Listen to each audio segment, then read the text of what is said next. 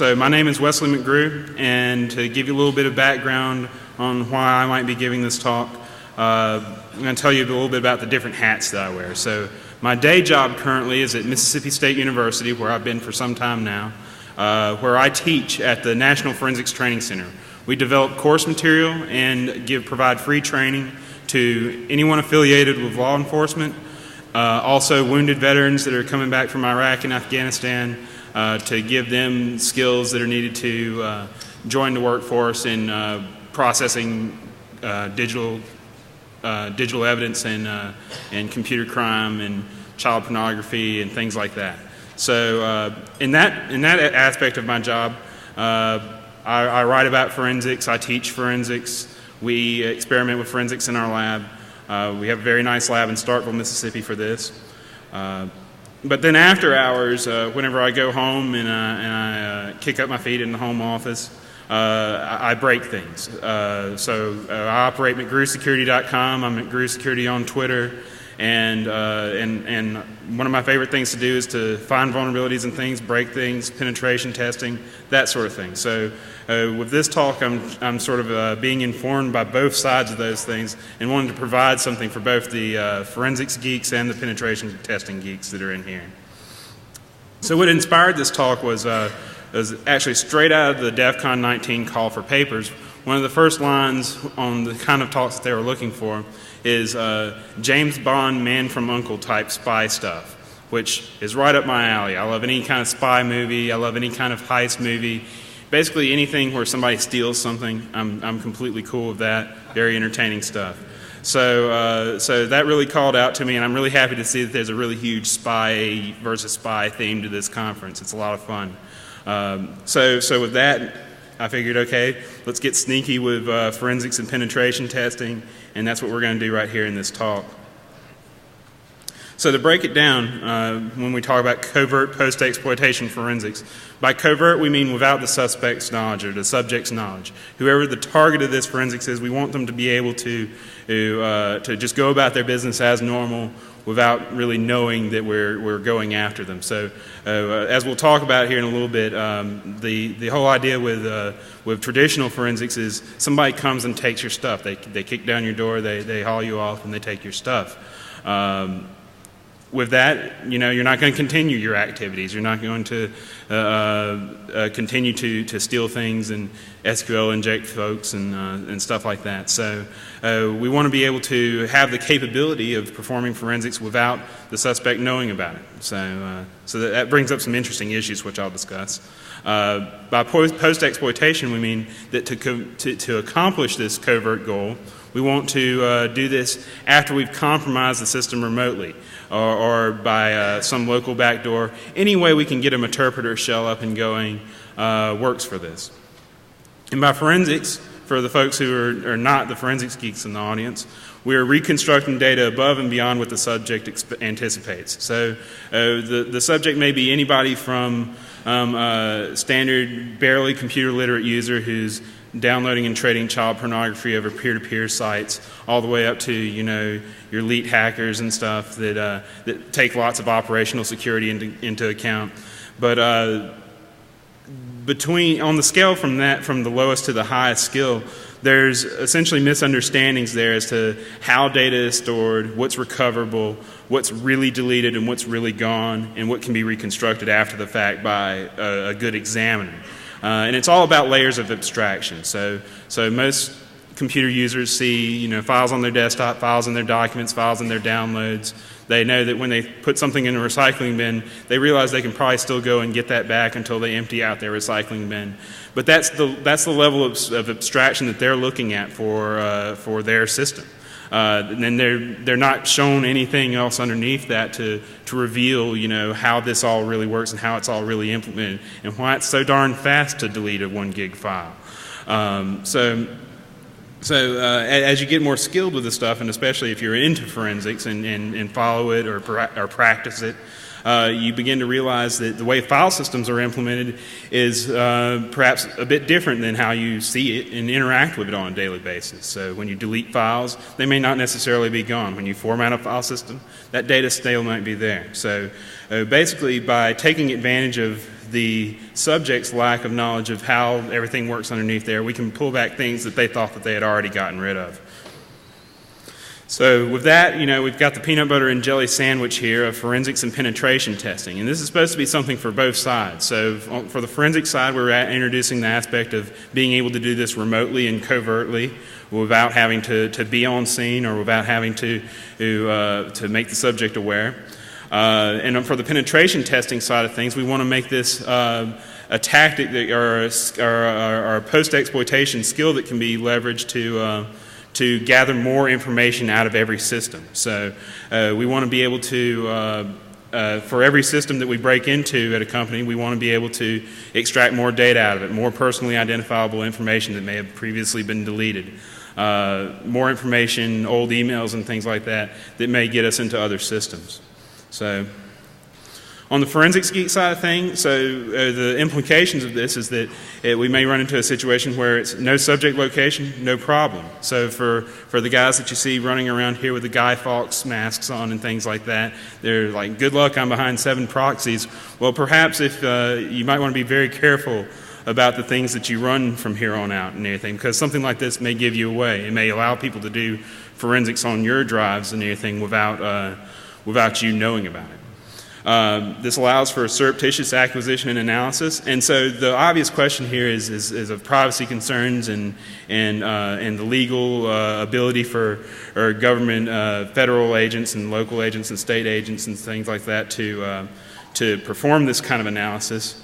The way it stands right now is there exists surreptitious entry warrants to in some situations so that federal investigators can go in surreptitiously and examine things or place things. It's been used at least once that I know of to place keystroke recorders on a computer. I believe that was a Scarfo or something. It was a mafia organized crime case. So the legal framework may be there. I'm not a lawyer. I'm barely what you might even consider federally funded. So I don't know all the details of how to do that, but it's sort of a solution looking for the problem there.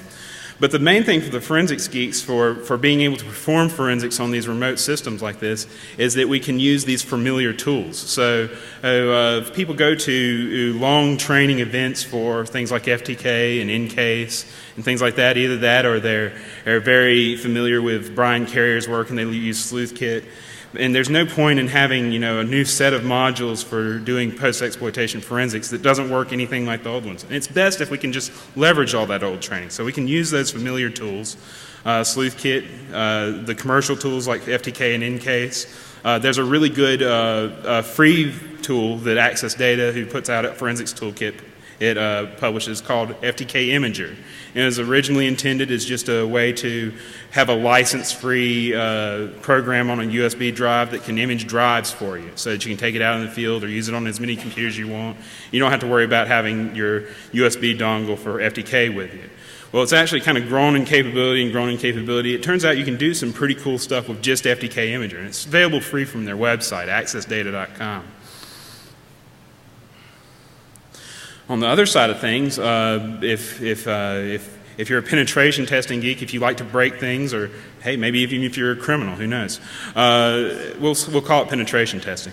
For this side of things, you might get more value out of the systems that you break into. You may be able to get more important data out of every compromised system that you break into by using tactics like this, if you suspect that might be the case. There's always a situation for companies and organizations and individual systems that process sensitive data.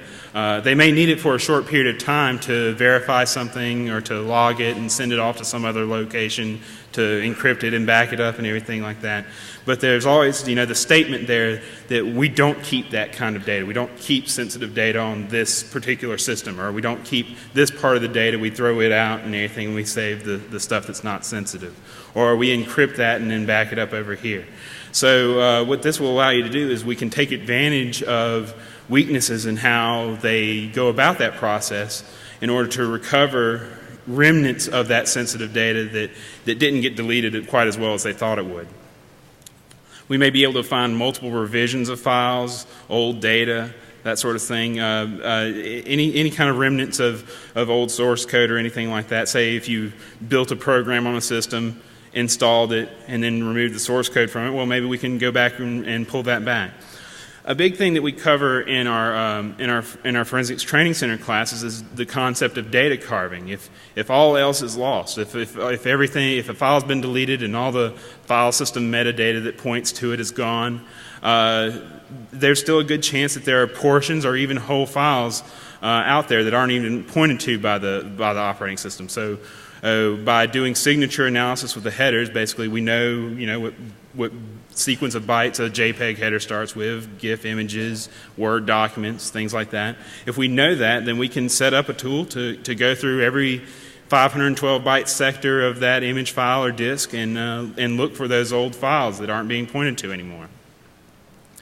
One nice thing about the tools that I'm going to discuss here is since we're developing tools that essentially we map the victim's block devices to our local block devices, since we have the capability of doing that, in addition to running off-the-shelf commercial or open source forensics tools, we can also just write our own scripts to manage things. So if you have a script that will go through a file system looking for personally identifiable information with regular expressions for social security numbers or credit card numbers or anything like that, then you can take those scripts that you would run on your local file system and just run it directly against the file system that you've mounted off of a victim's system. And all this is relatively stealthy with some caveats that we'll discuss. But overall, unless the victim is sharp, then it's going to go by pretty smoothly. So the typical forensic examination scenarios that you have right now are hardware seizure. You get a warrant and you go out and you take their stuff, basically.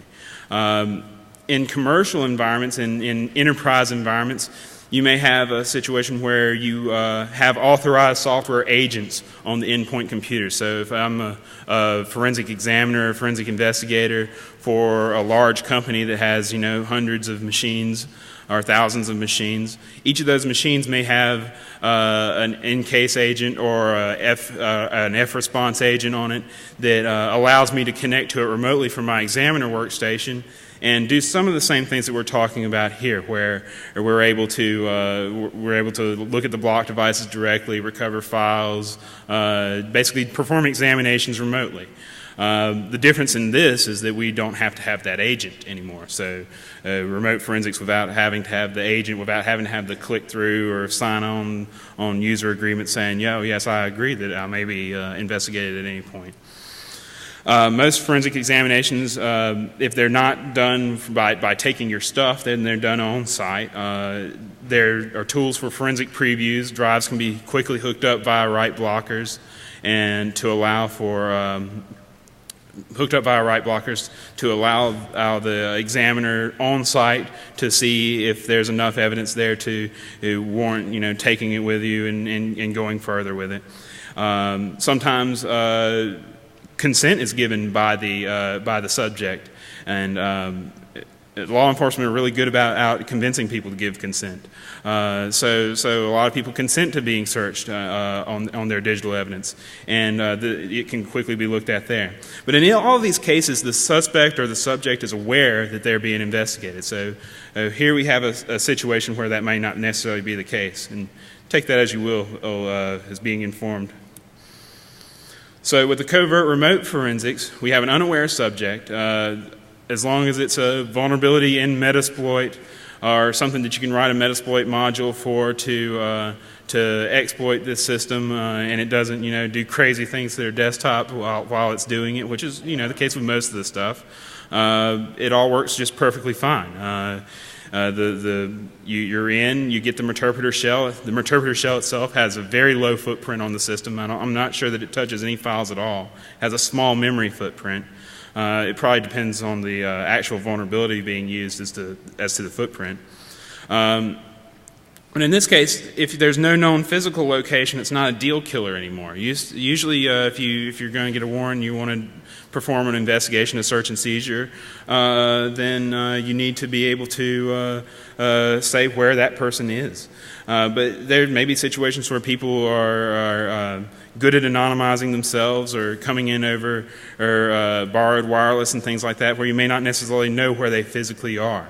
And if you can make the case that that I know that they're at this IP address and we can get them with this, then we can figure out their location once we get onto their system and start looking at their data that they have on that system. So in that case, you may have some sort of remote exploit if you have an IP address, or you may do some sort of client-side thing, and then whenever it phones home to you, it's like, oh, well, there's the IP address right now. Once it calls back to you. So that gets, all around all 7 of those firewalls or proxies. We can have remote imaging. So the capabilities that these tools will allow you to have now are broken up into a few different things. We have 3 different tools. One's just for enumerating drives. The other tools, one of them is simply just a remote imaging solution. Just the same thing as you would have for a handheld imager or an imaging program like DD on a local computer. This allows you to do essentially the DD process over the network through Meterpreter. But what's really cool is we have remote block device access, so remote physical drives and remote volumes on the victim Windows computers right now just Windows. Remote devices on those computers, we can map those to local devices that we can run any tool we want to on. So this is good for folks who are in intelligence and don't really have to worry about the whole warrant thing. If the NSA wants to talk to me later, they can feel free. I hear they're here hiring.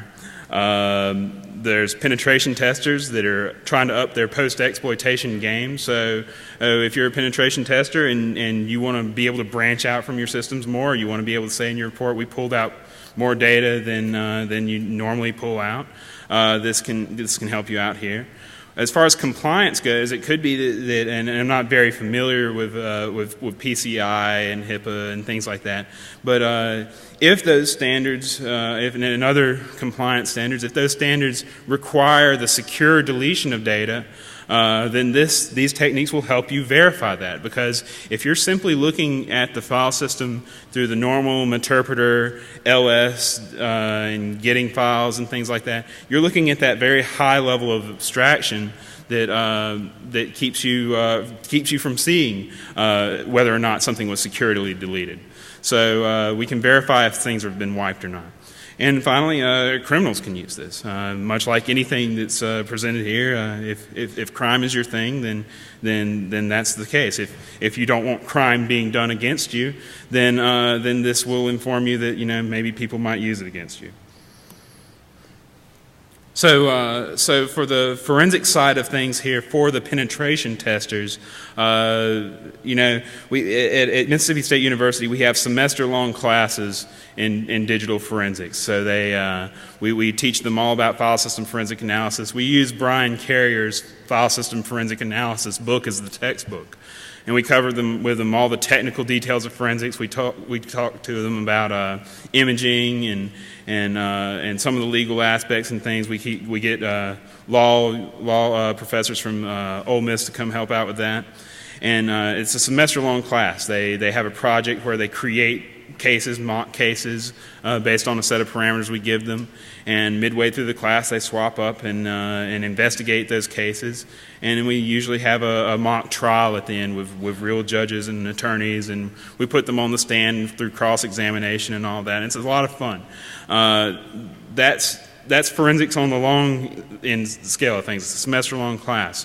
For law enforcement and veterans, we have more intense week-long classes that try to get them up to speed for doing simple examinations and giving them some information so that they can branch out from there, or take some of our more advanced courses like the network forensics and some of the workshops that we're holding on commercial and open source tools. But we break those up into the week-long chunks. Now, for here at DEFCON, for penetration testers, we have 1 hour, less than 1 hour actually. So to teach you all about forensics is a little bit different. Now, I would say that most of our law enforcement and veterans are a little bit more motivated to learn than most of our undergraduate students. So I would like to think that the penetration testers who want to make more money off of their penetration tests and want to have better results would be very attentive and willing to do some personal research to get caught up on this. So with file system forensic analysis, we have a whole set of capabilities that are added on that aren't necessarily there with normal tools for looking at file systems like the LS and Git and things like that are built into most exploitation tools. So of course we can get at allocated files, and really that's where it stops with most post-exploitation tools, where we can grab allocated files, and we can do things like that, like forensics on their cookies and their browser history, and grab a copy of their documents folder and things like that. But there's a lot more out there. There's deleted files. So if we delete a file on a file system, then typically either on NTFS, that file record is simply marked as bad. All the information in the file record is still there. All the data that's out on the disk is still there.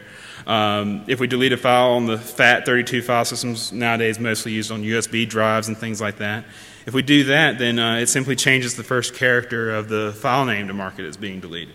But all the information about where that is on the disk is still out there. There's a really interesting concept of slack space, where we can essentially grab the little bits and pieces of old files that are kind of sealed in time, sort of like the mosquitoes in amber from Jurassic Park. We can grab out some data on that. I'm going to talk a little bit more detail about that on the next slide.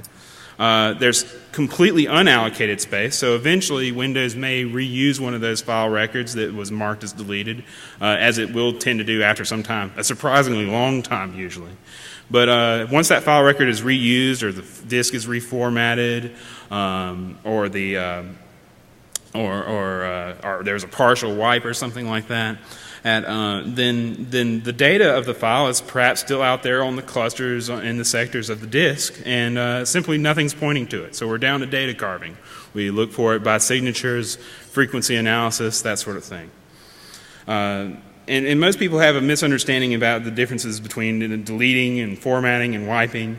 Essentially, if it didn't take very long for you to do it, then it didn't do it very securely. So it takes time to wipe a file. It takes time to reformat a disk before wiping. It'll take a better part of a day usually. And most file systems don't do this by default. And they don't do it by default because, one, it's very slow and it puts wear and tear on the drives and things like that. And Microsoft takes enough flack for Windows being slow already, and then they're not going to introduce more slowness by forcing the user to sit there and wait while every file that's deleted is being wiped off the disk with overwritten zeros and ones and things. And finally, we can have the concept of imaging there. So getting a one-for-one copy of the target drive. So with the tools that we're going to show off here, we have the ability to image a remote drive, and if we can do it while the system's relatively calm, if we can get the system in a fairly stable state, heck, we could just take that image and boot it back up in VMware and have our very own local copy of the system to work with. Cool. So for slack space, typically when we have a file, it's allocated a set of clusters, and the clusters are essentially the way the operating system divides up the sectors of the disk. A normal hard drive has 512 bytes per sector, and that's the smallest addressable unit of data that you can kind of pull off at a time. You request data sectors or groups of sectors at a time. The operating system will do one further on that and gather those sectors up into clusters. And it does that so that it can keep a bitmap of which clusters are allocated and which clusters aren't, and it can keep logical pointers to those clusters that it uses to say, okay, this file is in this series of clusters, and so on and so forth. Well, with this type of system, there is some space wasted at the end of the files.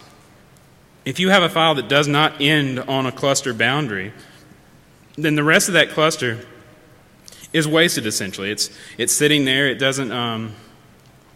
It can't be used by the operating system to give it to another file or anything like that. It's just simply out there. So we have what's called slack space there, and that slack space will contain whatever data was in those sectors of that cluster before that file was allocated to it. So old files that have been deleted and then brought back, files that have been resized. So you'll see this quite frequently with like info2 files and recycling bins. Those info2 files that mark what files have been deleted will grow and shrink, and so you'll see the old contents of an info2 in the slack space of the current one.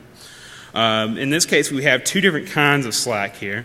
There's the RAM slack, which is the remainder of data up until the next sector boundary, which is probably zeroed out. If you're looking at any Windows system past Windows 95B, that's going to be zeroed out, because that was historically what was containing data from RAM. So there would be a 512-byte buffer in RAM that would get written out to disk. And if you're only writing 20 bytes out, if you only put 20 bytes in there, then who knows what's in that rest of that 512-byte buffer. Passwords and crazy stuff from programs in memory. That being a serious privacy concern, Microsoft and most other modern operating systems have it rigged up to zero that out. The remaining sectors in that cluster have the potential goodies. That's old contents of files that are in there, either contents of another version of this file or contents from some other file that was on the disk before. So the question is can we do all this on exploited systems already? And it's true, you can, but it may require loading your forensics tools onto the victim system. Which would probably work, but there's a problem here is anytime we mess with the file system, anytime we load our forensics tools onto these things, we impact it. We may be overwriting deleted data. We're not that stealthy at that point. We have a huge footprint on disk. And it's a little less elegant than what I'm proposing here. So with Metasploit, with Meterpreter, the shell that you get whenever or if you use the Meterpreter payloads, the shell that you get, with Meterpreter, there's a function or some functionality built into Meterpreter called Railgun, which really makes this stuff very easy. Railgun's by a guy who goes by the name Patrick HEVE, trying to drop docs on him and everything. I can't find anything else about him. I don't know. I guess I could send him an email and tell him thanks, but if any of you know Patrick HEVE, and anybody here Patrick HEVE? 5 hands, okay.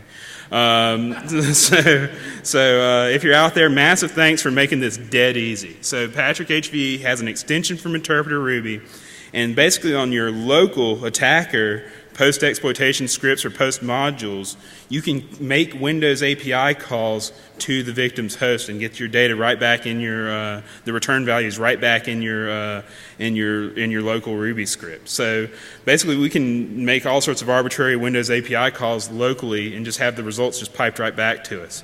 So it's awesome for this. If we can call the Windows API remotely, we can access the disk like Windows does. We can access physical and logical block devices directly, as long as we have permissions to do so, which means we can read arbitrary sectors from the disk, and really from that point on, that's all you need to do forensics. If we can say, I want that sector, then we're good. We can start traversing out the master file tables and things like that and get at it. So why not make this really dead easy and map those remote block devices to local ones? So we have 3 tools for that. enum drives, which simply lists out the physical drives and volume so you know what you're playing with. There's an imager that does byte-for-byte imaging, hashing, split images, all sorts of things that you would expect out of normal forensics tools. For imaging, DD, image masters, and talons and things like that, all of your handheld imagers. It can do all this sort of stuff.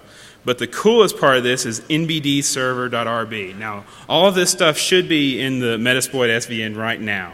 It was supposed to be in there a couple days ago for my Black Hat talk. I've been kind of avoiding the internet around here, so somebody else can verify this for me. But if you do an SVN update, along with all the backdoors that the guys here are injecting, you might get these tools as well. If not, then I'll make sure that they're available. With NBD Server, you can run your forensics tools locally on local block devices that are mapped to remote block devices. The way we do this is through a dirty hack. I didn't feel like implementing my own block device drivers or anything like that, but there's a protocol in Linux called NBD, which is a really dead easy protocol all to get programmatic block devices. So you can implement your own block device in code and just have it listening over TCP locally or remotely or whatever you want to do, really.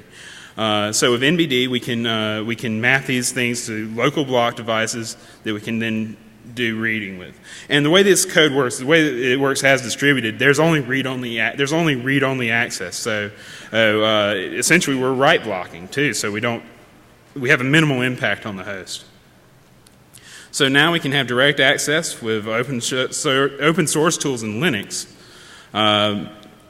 So this is just essentially a diagram of how it all works out. We have the disk. Interpreter talks to it through the Win API.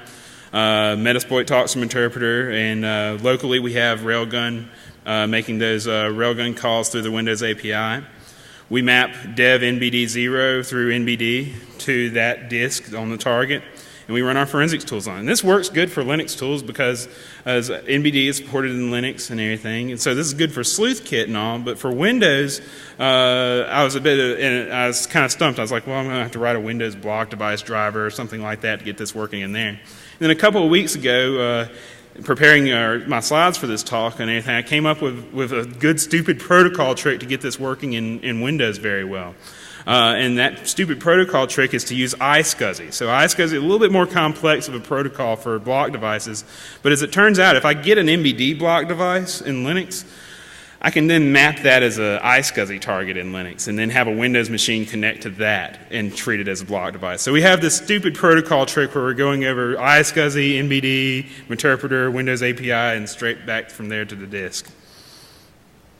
So the problems here, you're going over a network, so your mileage may vary. If it's around the world and over a phone line or something like that, then it's going to be slow. And on the other hand, if it's a very fast network that you're doing this over, you may be able to get a lot of response out of it, but you may not be so stealthy at that point because you're pushing gigs of traffic over this thing. You may actually want to modify the code of this to try to throttle it if that's a problem.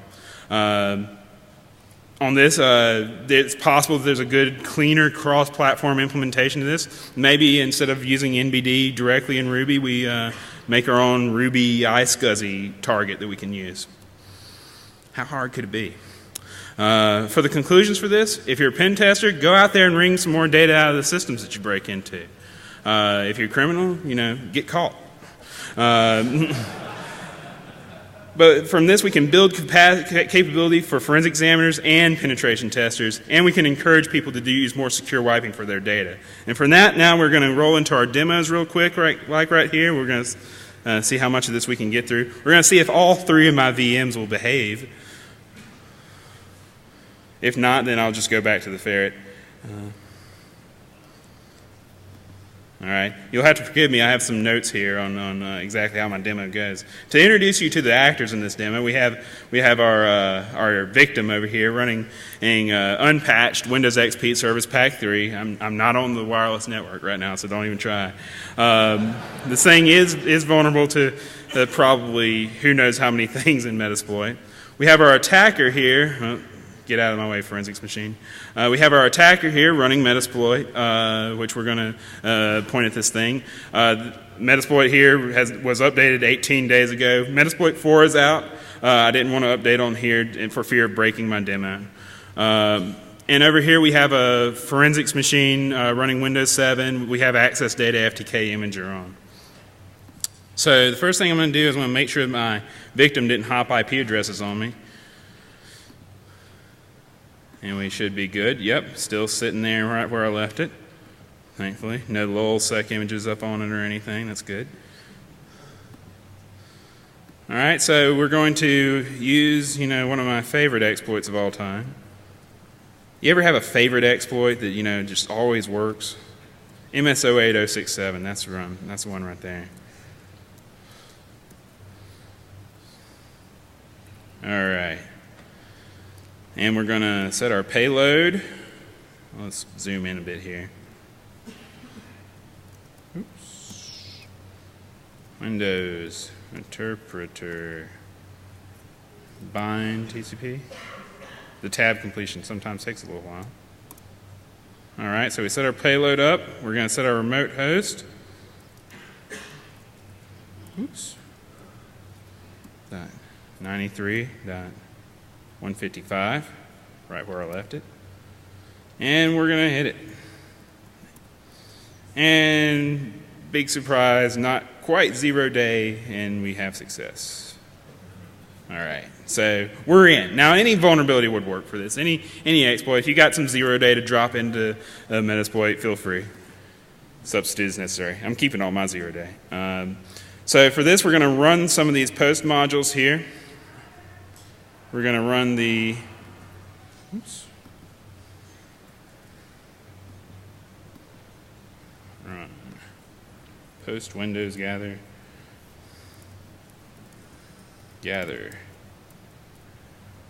enum drives.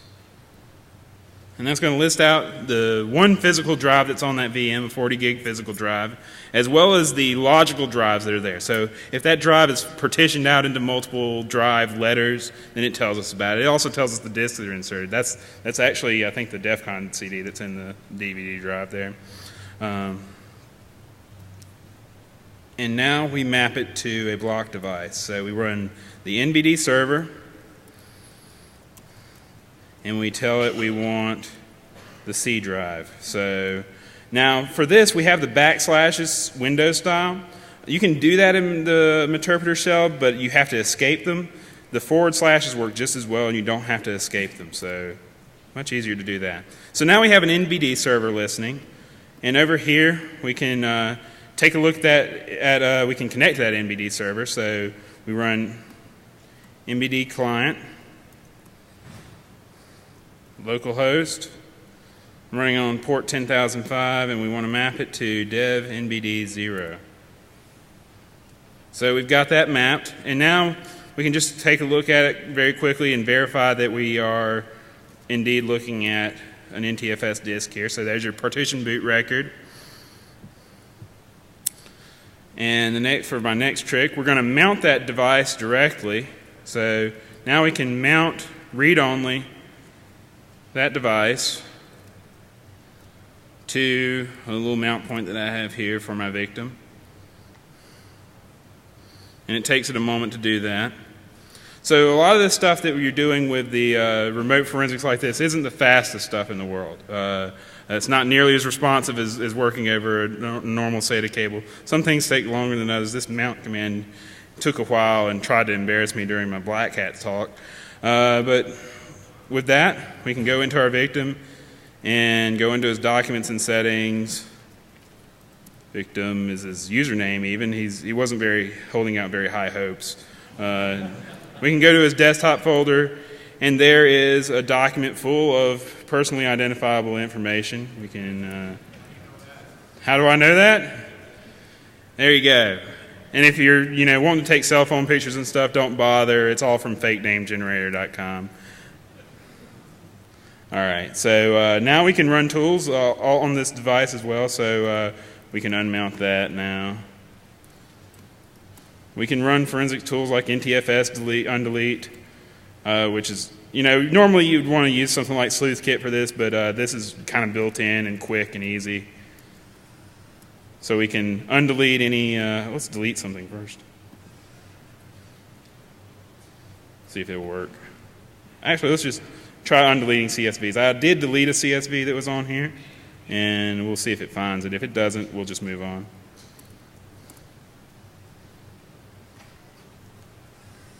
While that's working, because that's going to take a moment, we're going to start up a new tab here and start showing you the iSCSI capabilities here. So with iSCSI, we have etc. ietd.conf, and we have a sudo make me a sandwich.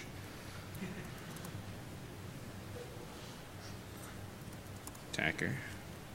So here we have this block device mapped to an iSCSI target. On the Windows side of things, okay, so it didn't find any deleted files there, so that's fine. We'll move on.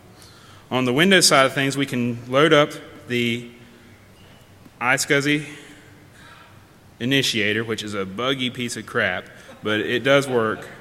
I would hate to use this for anything other than elite hacks because relying on this for enterprise stuff would probably really suck. Let's see, 93.163 is my attacker. So quick connect to that and cross your fingers, guys, and hope this works.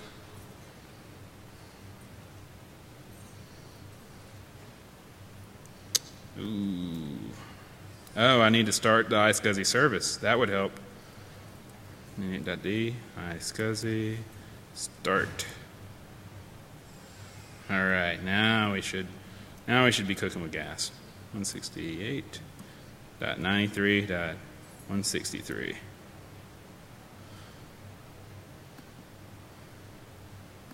Ah, come on.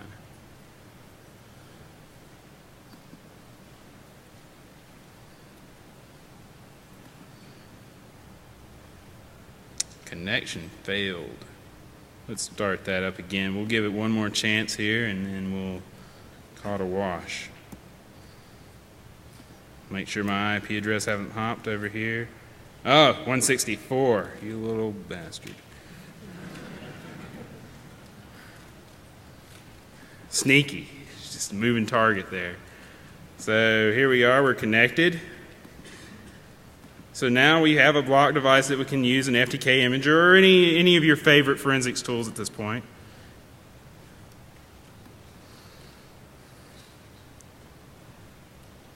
File, add evidence item. And you can image these things. You can mount the images and use them in virtual machines, that sort of stuff. So we'll do it as a physical drive. And point it to physical drive 1, which is the virtual disk over iSCSI, moving over interpreter, moving over a million other protocols. And it takes this dandy time loading up, but it's a miracle it even works.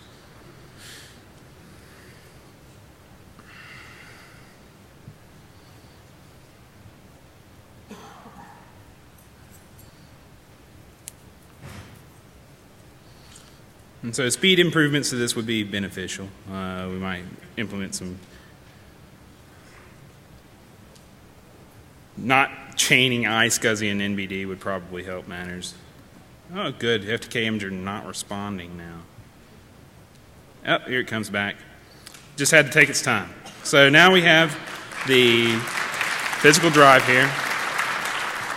We can navigate around this thing. We can look at unallocated space. We can run various and sundry undelete tools and any kind of scripts you have and get all the nice emails that they deleted. So with that, that basically concludes my talk. We're going to be moving over to the question and answer room 2, which is approximately 4 or 5 miles around this whole thing. And I'll answer any questions there.